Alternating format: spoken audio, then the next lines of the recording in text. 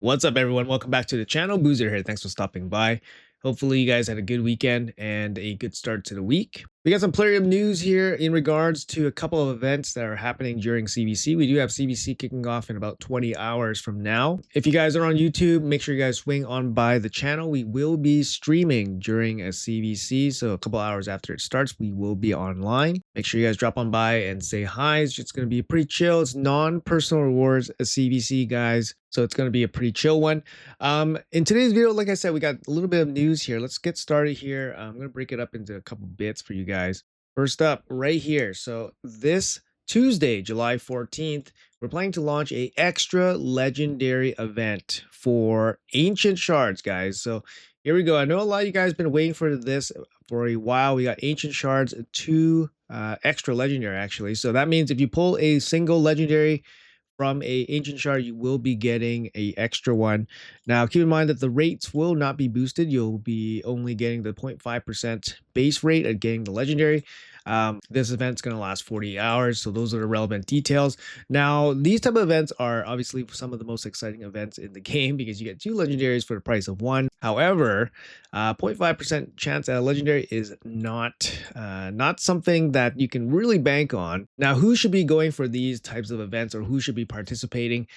Generally speaking, people that participate in these events that get maximum value from them are people that keep track of their mercy. So if you guys didn't know, you guys do have a mercy system on all the shard types. For this one, it's going to be ancient shard. You want to be at not over, but I mean as close to 200 summons as possible without a legendary. And then once you get to this mark, the odds of you pulling a legendary will increase significantly, which basically guarantees that you're going to get a legendary within a short amount of time. So what you don't want to do is jump into this type of extra legendary event after having just pulled a legendary from the ancient shard. So make sure you guys keep track of your mercy. There are apps that can do that, or you can do that on a spreadsheet or a piece of paper yourself. But if you're close to mercy or in mercy, then this event is definitely going to be for you because you're going to be getting 2 legendaries for the price of 1 relatively quickly. Now, something else to keep in mind is that it is non-personal reward CBC. So if you're going to be pulling a lot of ancient shards, you might be accumulating a lot of points, which is something that you might not want to do.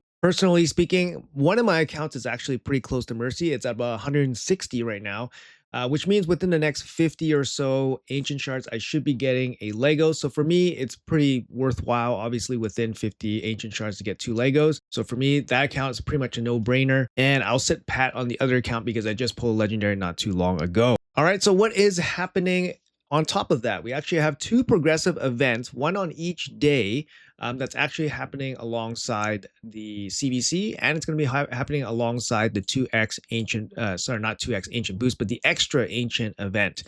So this is, kind of abnormal, I think, but it's a good value event if you are targeting some of these champions. So let's go over them real quick here. This is going to be day 1 on Tuesday. We do have a progressive boost on some of these champions: Harima, Nekmo, Artak, Vault Keeper, Wixwell, Newt, and then for the boys, Gaspard, Hegemon, and Coronar. So a quick rundown here. So for the Harima here, we got from the Shadowkins. She is still going to be a pretty strong damage dealer and a pretty decent option for arena. Not going to be seen in super high arenas nowadays, but still a very good champion. Great passive here, decrease the ignore defense effects by 50%. It's got a single target triple hit here that decreases accuracy, also stacks up her own accuracy. Decent multipliers on this with 30% damage from 3 books, which is also good. And then she comes in with an AoE provoke on a 3-turn cooldown. Modest multipliers on this one. And then she's got a 1 smack here with the decreased attack. Generally, her attacks right off the bat don't hit super hard, but then of course she can scale up her defense here on her A2, so she can be a little bit more threatening as the fight progresses. Up next, we have Nekmo Thar from the Lizardman. Nekmo Thar is really strong. Was a guaranteed champion way back in the day. I believe he was 12 sacred shards as a guarantee. He's one of the first ever guaranteed sacred shard champions. I feel like it was 12. It might have been 15, but I think it was 12. Really strong champion. Basically, I talk about this guy like the engine for a lot of teams. He comes in with the speed aura here. He's got increased speed with the big turn meter boost. And then he has a decreased speed and a leech and a AoE decreased attack. So he covers a lot of these really solid debuffs, especially for early game. You got the decreased attack, good against bosses, keep your team alive. You got the leech here, again, good for keeping your team alive. And you got increased speed, turn meter boost, and then decreased speed. Like all this stuff is awesome. And then of course the very versatile speed in all battle. Great in Hydra, can be used in Chimera, great in general wave content. Very, very good champion. Up next, we have Artak from the Orc faction. He is, he was a free login champion at one point. At one point, he was super goat in terms of handling a lot of content. He's got an AoE A1, really solid. He can actually be used as a campaign farmer. He's got an A2 here with the AoE again, instant activation of the HP burns with a decreased attack here on a 3-turn cooldown. And then his A3 is a double hit AoE again with a HP burn application. Still a decent option for a lot of content. Very good against Ice Golem. You can use them to solo content there. Generally a very good champion. After that, we have Wixwell, Vaultkeeper Wixwell here. One of the most sought after, I would say, fusion token exchange champions here. Obviously, the key to a lot of the insane Titus teams out there with the shield teams and Chimera shield teams and Hydra. Even if you weren't using him for those type of teams, he's actually a very decent champion that you can just kind of slot into Hydra. He's got an A1 100% provoke against those Hydra heads.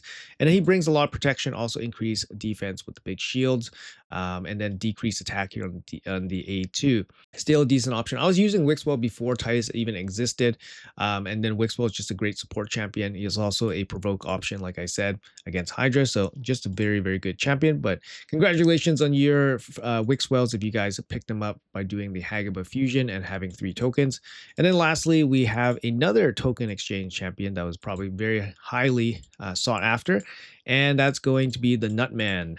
Nutman, still very unique in that he does have a triple hit. Max HP slams 30% of the boss's health in one ability. Obviously very insane. He's got a A1 that's basically tailor-made for the hard fire knight. He's got a triple hit with the freeze, so that's going to bring down the turn meter on the boss, and then a very versatile and useful, actually, weaken AoE decrease attack, and then a counter attack on himself, which comes in with the freeze, so you can crowd control a little bit also. Really good champ, and like I said, probably a top priority token exchange champion if you guys don't already have one. Now, moving on to the Void champions here. First up, we have probably the best Void champion for this day, and it's going to be Gaspard the Accused. So Gaspard here, where is he? There he is. Undead Hordes. Now, for my account, I'm actually pretty close to Mercy on my Void Shards. So I'm close to Mercy on my Ancient Shards, close to Mercy on my Void Shards. Yeah, seems like I've been going to Mercy on all my shard types. It's actually, yeah, now that I think about it, it's kind of ridiculous. But anyways, Gaspard here, the Accused, probably not the one where I want to spend my Mercy on, although he's going to be a very good champion for a lot of people, especially if you pull him. Defense base, attack dealing, damage dealer, 1600 base defense. Got an A1, really, really powerful A1, probably one of the best in the business here. AoE, decrease attack, and weaken. It's not 100%. But I mean, it's a 75% chance to land both. It's absolutely insane. He's got an A2 here on a 3-turn cooldown. It's another AoE. It's a provoke. He does place increased defense and shield on everybody. I think this happens after the attack, which is kind of weird. It doesn't happen before attacking, so it happens after attack. Yeah, it's a little bit weird. And then he has the A3 here on a 3-turn cooldown. It's a single target ability. Has some ignore life barrier poison cloud, which is a kind of a counter to like Hydra. Again, a weird choice here, but then he does ignore block damage, which is really good for arena. Comes in here with the unconditional 25% ignore defense. If the target is killed by the skill, revive a random dead ally by with 50% HP and 50% turn meter. So similar to like Odin, when Odin kills somebody with his A3, brings back a target. This revive will ignore block revive debuff. So that's really nice. When somebody tries to shut you out, you can ignore that. He also places block revive on targets killed by this skill. So this is a pretty big swing ability. It's on a 3-turn cooldown, right? So if you kill an enemy, you bring an ally back, and you can't really stop that with block revive, and you block revive the enemy that you kill. It's a big swing ability here, and it gets even crazier with his passives. He has a little bit of Hydra benefit here. Whenever he decapitates a head, Also, I mean, any enemy, but whenever decapitates a hybrid head, fills the turn by 25% and heals them by 25% for all allies. This is a really good ability. And then the passive here, like I was saying about his A3, when an enemy is revived, instantly activate You Stand Qs, which is his A3. So once an enemy revives, he comes in and then he tries to block revive them with a single target hit. And remember, if he kills them, you get a revive on your side. There's also a 50% chance of activating the A3 when an enemy kills an ally. So it's pretty wild. It's a bit of a it's a big swing passive, and then a little bit extra Hydra benefit here. So whenever a Hydra devours an ally, you'll use the A3 also on that Hydra head. But yeah, this passive, huge swing potential, obviously protecting your team in a defensive way, and then obviously the big swing ability makes this champion really hard to play against if you're not ready for a hit. He doesn't necessarily hit super hard with his AoE, if especially without the increased defense first. And this ability, I mean, it hits decent, but you do require the increased defense, at least from my play testing. But very cool champion, very powerful passive here. Up next, in terms of the Void champions, we have Hegemon. So Hegemon, from the Night Revs, he has this incredible passive here where he always goes first each round, which is very cool. Now, the problem with Hegemon nowadays is on top of Stone Skin existing, Mercurial now also exists. The other way with Hegemon, you can actually kind of build them out maybe with like deflection. So you can come in here with a 6-piece deflection set, and then you can do maybe remove a couple stacks of Mercurial before the fight starts. It's unlikely that he's going to kill anybody if you got him in a 6-piece deflection set, unfortunately. So you kind of have to pick one or the other, pure damage or kind of like, you know, a support Hegemon. I wouldn't say he's ever going to be totally useless because his passive is so unique and can be used in kind of like creative ways. But right now, the sets are definitely playing against him here. And then lastly, for the Void champions, we have Coronar from the Skinwalkers here. Coronar in a pinch can be used as a provoke champion for Hydra, for example. He does bring the 100% provoke on a 3-turn cooldown. That's very reasonable. The A1 is not going to be too helpful in terms of Hydra progress. He does bring decreased defense and decreased attack on a 3-turn cooldown. And that's going to be AoE. So he does bring some utility, can be useful maybe like in a stun set. He does have some AoEs and stuff like that. So he could be a support CC champion. But generally, I wouldn't say he's a big priority to invest in. And as a Void champion 2026, definitely a little bit underpowered. All right, guys, so that's going to wrap up day 1 of the progressive events. Like I said, day 2 has its own separate set of champions. A bunch of these champions will be considered S tier for whatever role you want them in. Like, for example, Newt, Wixwell, these would be considered S tier champions. Harima, Nekmo, and Artak, I'd probably lump them in similar kind of positioning, where they're, you know, A tier probably, depending where you need to use them. Nekmo, I would argue, is just generally more useful than Artak and Harima. Harima, more so like an arena champion, and Artak more of a PvE champion. Both of them probably gets replaced at the higher end of, you know, your account progression, but if you're just progressing, still very good champions. In terms of the Void champions, I would say Gaspard is probably pretty close to S tier, at least high A tier. Hegemon and Coronar definitely a little bit lower. So those would be the champions I would be targeting if you don't have those champions. Now, like I said, this progressive event will coincide with the 1+1 Ancient Shard event. So if you're pulling Ancients and you really want Wixwell or Newt, this, you know, this is an opportunity, right? Especially if you're in that situation where you're close to Mercy, for example, and then you can get the legendary for cheap. All right, guys, so that was day 1. Let's hop over to day 2. Starting on Wednesday, July 15th, we have the same kind of situation, another progressive event. So these are the champions that will be up for grabs. First up, we have He-Man. I'm sure everybody's forgotten about He-Man at this point, but He-Man still exists and is still available in the game. He's a good champion. You guys be surprised how good of a damage dealer he is for newer accounts. Very good at just like killing stuff, like killing waves. But he's going to be falling off a little bit here, especially against Mercurial and all that.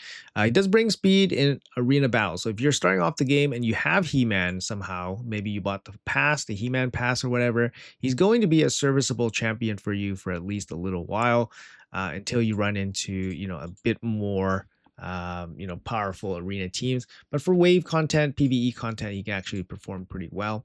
Up next, we have Pelops the Victor from the brand new Argonauts. He was I think, one of the first fusion, if not the first fusion of the year. Pelops actually has become very, very good. He's actually used in a lot of instances. I have actually seen him in some live arena battles also. Big thing about this guy is that he does bring a Magma Shield, which is very good. Magma Shield is going to boost the damage of your Titus teams if you don't have a Volcardic Heart, for example. So you could include Pelops into some of those Titus teams as a pseudo Magma Shield champion, and that's going to boost up your damage for your Titus teams.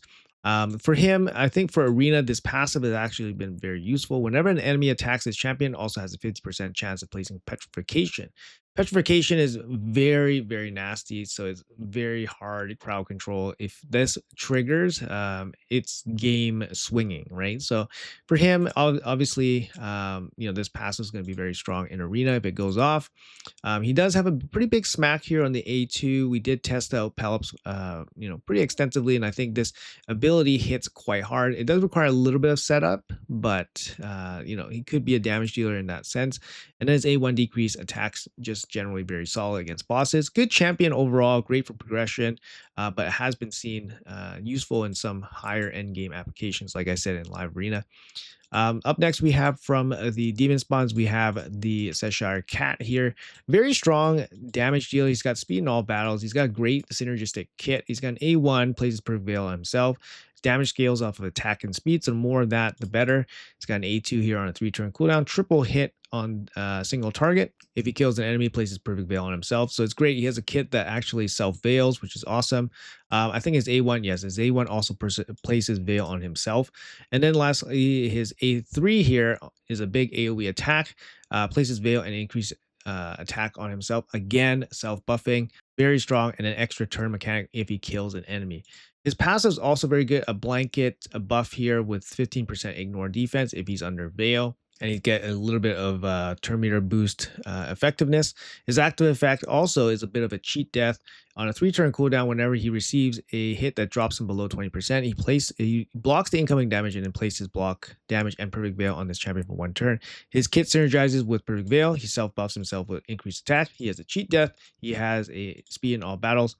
He has decent stats overall, and he can hit pretty hard. So, good champion. I'm actually like slowly building mine out a little bit, just because I really like the speed.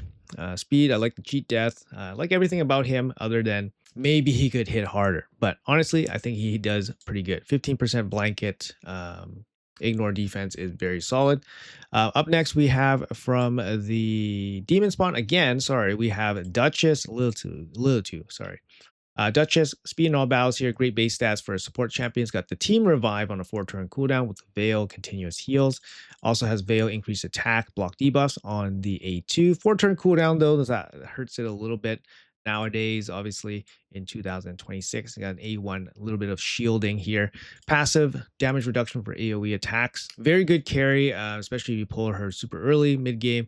Going to be very good in arena, all the way up until the super, end games kind of teams. But very good champion. Can't say too many bad things about her, other than maybe she needs some turn meter on the revive, or maybe have some turn meter here, or have this cooldown reduced at some point. But basically, a 4-turn cooldown ability is very tough. She does bring quite a bit of good buffs, especially for areas like Chimera, which obviously having the Veil is very good. Block debuffs very good. Places like Hydra, again, the Veil is going to be very good, just to help you deal with the Head of Torment. Still very, very powerful support champion. And then lastly, for the non-voids, we have Estrid, Dream Song from the Sylvan Watchers. Again, let's see. She was a fusion back in the day, not too long ago. I think one of the Easter fusions, maybe 2 years ago. Very good champion, 115 base speed, so that's max in the game. You can definitely build her as your fastest champion. She does come in with the big arena battle speed aura. She's got an increased speed, turn meter boost, extra turn on her A3, and then you go right into this ability, which is a decreased speed, weaken, and then turn meter drop. So you can pair these, obviously you do these together, and that's quite a big swing in terms of turn meter boosting. So really, really strong ability there. Her A1 has a little bit of sleep, can be really annoying in arena, kind of Sci-fi-esque, but not on that level.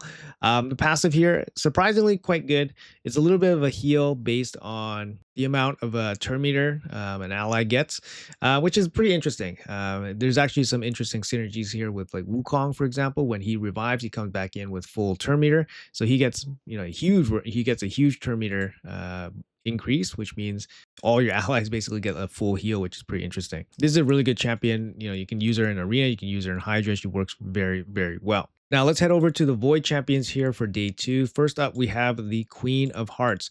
Queen of Hearts, very, very strong in this current Mercurial meta. I mean, even without the Mercurial meta, she was already very strong. Comes in with accuracy in all battles. Her passive is kind of what makes her, every 10 buffs the enemy team receives gives this champion extra turn. So it gives her the ability to cut in basically without having crazy speed. You can jump in and take a turn before the enemy, for example, and disrupt them. Her A1, incredible A1. She's got an AoE attack with decreased defense. No books required for 100% decreased defense. Just amazing. And it also fills the turn meter of all allies, not just herself, all allies by 5%. Crazy ability, obviously good to sweep away those mercurial stacks. And her A2 here on a 4-turn cooldown, it's a full enemy strip, places Death Brand on one target, and then True Fear on everybody else. Fear fills this turn meter by 5% for each buff removed. It could be potentially like enough turn meter to get another turn right away. I've seen that happen, but the buff requirement is quite high for that to happen. But yes, this ability on a 4-turn cooldown, and then she has a team-wide ally attack with an increased attack before attacking. If she kills somebody, she's going to take off 2 turns from her A2. So overall, pretty nasty, right? If you come in here, Death Brand somebody, and then you get a turn back, you're going to do ally team attack into that Death Brand and kill them off. Death Brand means they're going to get block revived if they get killed.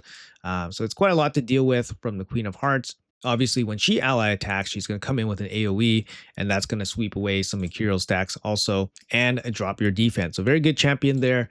Up next, we have from the next Void champion, which is going to be Suzanne. Suzanne here from the Shadowkins. Suzanne, just before Mercurial, she was absolutely insane. I mean, she's still pretty insane, right? She got the big speed in arena battles here. She's got the single target instant turn ability, increase attack, increase crit damage, increase crit rate on a 3-turn cooldown. She's going to give you whoever you want to get that first turn right away if she goes first. Also a crazy turn meter stuff here on the A3. Turn meter fill and then increase speed, and then turn meter pushback and then decrease speed. A lot of stuff, a lot of turn meter stuff happening on this single ability. It's just crazy. Even her A1 is actually really annoying. Block active skills can change the entire outcome of the fight if you lock out the correct champion, for example. Don't see her as much anymore, but she's still very special in that she has this crazy ability here and can be the difference maker in some fights.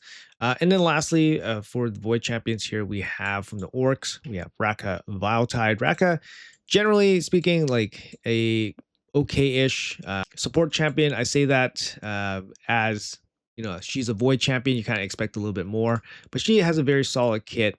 She has a 3-turn team cleanse with the increased attack and shield, and then she has a 4-turn team revive, which is pretty standard stuff with block debuffs here. Again, nothing wrong with these abilities, just expecting a little bit more from a Void champion at this point. She does bring a little bit of healing on the A1, and she has a little bit of turn meter stuff on her passive, and a continuous heal buff, speed in all battles here. Not a bad champ. Base stats a little bit lacking, to be honest, for a support champion. I use her in my Orc Faction Wars, and of course she's very MVP there because she's a team reviver. But again, expecting a little bit more from a Void champion nowadays. She's going to come in here and she's going to round out this progressive event for day 2. Now, if you guys are interested in going for any of these champions, I would definitely say from the non-Void batch here. I mean, you got Duchess. Duchess is going to be very solid. I would say she's very close. She's definitely going to be in the A tier good category, of course. All these champions are going to be good.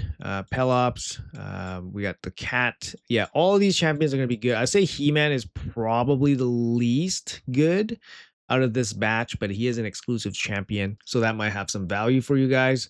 For the Void Champions, I would absolutely love a Queen of Hearts. Would really make some interesting, pick selections. I would say and she's gonna slot in on a lot of PVE teams if I wanted to do that. Susan, obviously very good, and then Raka, I already have one, so no need for that. But I would say Queen of Hearts is going to be an S tier champion.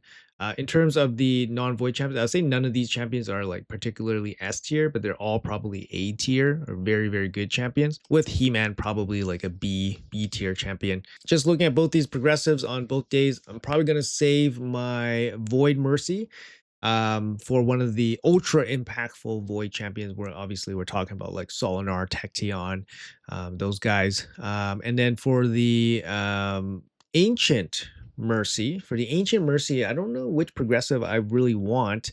I have all of these champions. That's the thing: Estrid, Duchess, Cat, Pelops. I don't have He-Man. So out of all of the non-void champions on day 1 and day 2, the only champion I don't have is He-Man.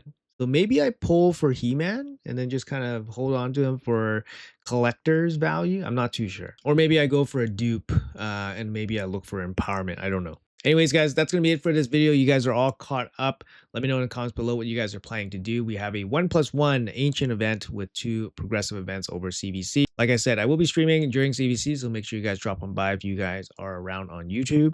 Thanks so much for watching until the end. Have a great rest of your day, and I'll see you guys in the next video.